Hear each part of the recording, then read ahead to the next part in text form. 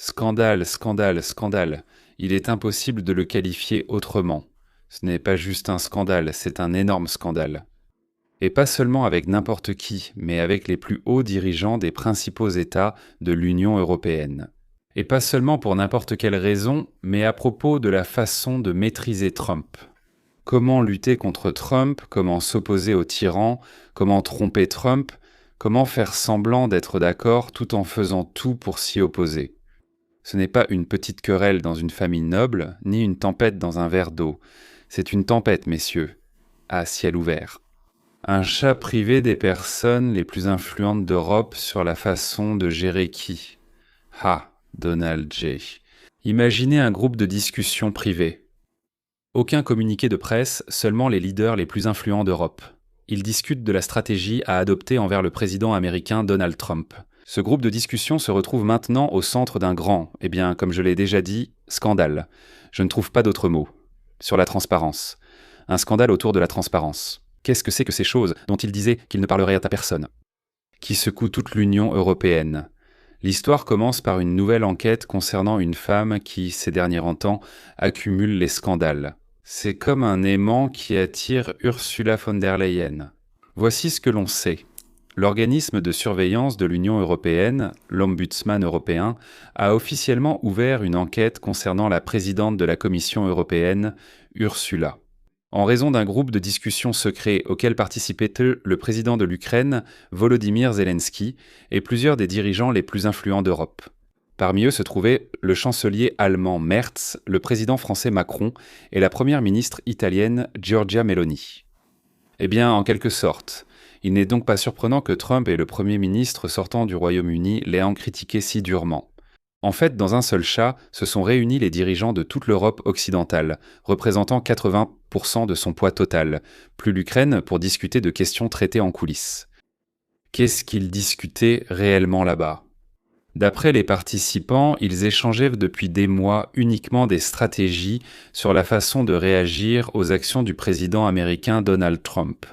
Le groupe de discussion, appelé le groupe de Washington ou le groupe de résistance à Washington, aurait apparemment été créé en réponse à la guerre en Ukraine et au rôle qu'y joue Trump. Imaginez chaque fois que Trump faisait quelque chose qui secouait l'Europe, une déclaration inattendue, une menace, une action sans concertation préalable. Les dirigeants s'écrivèrent dans ce groupe, coordonnant leurs réactions et gérant discrètement le chaos qui en résultait. Bon, en soi, il n'y a rien de mal à cela, n'est-ce pas? Certains appelleraient cela simplement de la diplomatie intelligente. Le scandale a éclaté lorsque quelqu'un a demandé à voir les échanges de messages. Un média néerlandais, Follow the Money, spécialisé dans l'investigation, a demandé à la Commission européenne l'accès à ces échanges. Ils affirment partout qu'ils fournissent immédiatement tout ce que vous demandez. Et soudain, la Commission répond « Non, comment ça, non ?» Non, en fait, la publication de ces messages affectera les relations avec des pays tiers. Quel pays tiers? C'est les États-Unis. Voilà quel pays tiers. Dans le langage diplomatique, cela veut dire « Nous ne voulons pas que cela soit divulgué au monde entier ». Vous affirmez sans cesse être transparent comme du verre et que tout document demandé sera présenté immédiatement. Enfin, follow the money. Ils ne s'attendaient absolument pas à cela.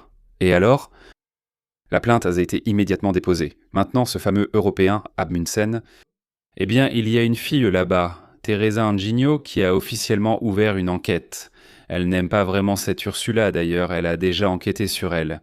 Elle vérifie si le refus de la Commission européenne de divulguer la correspondance a respecté les règles de transparence de l'Union européenne. C'est-à-dire qu'ils ont des règles de transparence et les dirigeants des principaux États ont tout simplement décidé d'enfreindre cette règle.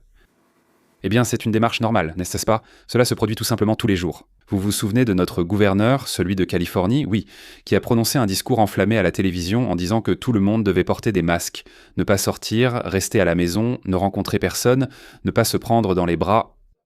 Après son discours, il est monté en voiture, a retiré son masque, a rejoint des amis. 12 personnes sans masque se sont retrouvées au restaurant, faisaient boire la fête, discutaient, s'embrassaient et se prenaient un dans les bras. Et puis, il est de nouveau allé à la télévision, a remis son masque et a parlé de la façon dont il interdit tout cela, comment il va punir tous ceux qui font la fête sans masque. À peu près la même chose se passe. Voilà. En d'autres termes, Le principal gardien de l'obligation de rendre des comptes en Europe est maintenant assis à la table avec Ursula von der Leyen et lui pose une question très simple et très embarrassante. Qu'est-ce que vous cachez là-bas, hein? Voilà pourquoi cette histoire dépasse de loin un simple chat de groupe. Parce que ce n'est pas du tout le premier cas de ce genre. L'année dernière, le tribunal général de l'Union européenne a statué que la Commission européenne. Eh bien, cette même Ursula, oui, a traité de manière inappropriée la demande du New York Times d'accès à la correspondance de cette Ursula. Celle-là même, donc, à propos de laquelle ils échangèrent des messages concernant les contrats de vaccins. Je parle ici du Covid-19, oui, des contrats de plusieurs milliards d'euros. Et là, elle a soudainement paniqué parce qu'elle avait dit certaines choses. Et là, elle a soudainement paniqué parce qu'elle avait dit certaines choses qu'ils ont toutes effacées. Et ils ont effacé ça comme Hillary Clinton quand ils se sont endormis devant le programme et ont commencé à utiliser ces programmes. Là-bas, ils utilisaient un javel, ils disent, pour tout nettoyer afin que personne ne voit rien, Dieu nous en garde. Vous imaginez ce que c'est, ces programmes. Et ils ont commencé avec ces programmes là-bas à utiliser du bleach, comme ils disent, pour tout effacer afin que Dieu nous en garde, personne ne voit quoi que ce soit. Vous imaginez ce qu'ils ont fait là-bas? Vous imaginez ce qu'il y avait là-bas? Eh bien, autant que chez Hillary Clinton. Non, bien sûr, pas autant. Mais on peut dire presque autant que pendant toutes ces années passées à presser du jus. Et non, bien sûr, pas autant, mais on peut dire presque autant que chez Hillary. Ont été supprimés, et le bureau de von der Leyen a déclaré qu'il ne serait soi-disant pas soumis aux règles de conservation des documents. C'est-à-dire, excusez-moi. Néanmoins, le tribunal n'était pas d'accord avec cela, et la Commission a promis de revoir ses procédures de conservation des données. Nous ne pouvons plus agir, tout a été calculé et effacé, il n'est plus possible de récupérer quoi que ce soit. Mais cela n'a pas suffi. Et Bémunsen a également critiqué cet organe de surveillance, oui, les messages supprimés qui avaient été envoyés au président français Emmanuel Macron. Les messages concernaient donc les propositions de l'UE sur un accord commercial avec le bloc sud-américain du Mercosur. Honnêtement, j'ignore les détails, mais je sais qu'un scandale parallèle est en cours à ce sujet. C'est-à-dire qu'une fois, ils ont accidentellement calculé à un tel point qu'ils ont réussi à reconstituer. Il est impossible de restaurer, donc une conversation a été supprimée par hasard. Et maintenant, il est également impossible de la retrouver nulle part, une autre conversation aussi, et maintenant ils ont peur de supprimer quoi que ce soit. Ils disent que nos relations avec l'Amérique pourraient en pâtir. Mais si des pays tiers parlaient toujours de Trump, avec qui cela concernerait-il? Ne montrez surtout ne montrez pas à Trump. Oui, la Commission a refusé de divulguer. Et ce message, en déclarant qu'il avait été supprimé, Amundsen a établi que le message avait été supprimé illégalement et intentionnellement. On ne peut pas dire qu'ils l'ont supprimé par hasard, car il est désormais irrécupérable. Et il a exigé de la Commission d'améliorer la procédure de conservation et d'archivage de la correspondance officielle, y compris les messages textes entre les dirigeants mondiaux. En d'autres termes, il ne leur arrivera rien. Bien sûr. Donc, ils peuvent sacrifier quelqu'un, pour Ursula il n'y a personne d'autre, oui, tous les autres sont des postes élus, et pour un poste administratif, on peut la jeter sous le bus, d'autant plus qu'il se passe beaucoup de choses autour d'elle. Peut-être est-il déjà temps qu'elle parte, pour éviter qu'ils ne se fassent attraper, après tout ce qu'ils ont trafiqué avec le Covid. Toute la correspondance d'Ursula sur les vaccins a été supprimée. Le message de Macron sur le Mercosur a été supprimé, il a disparu.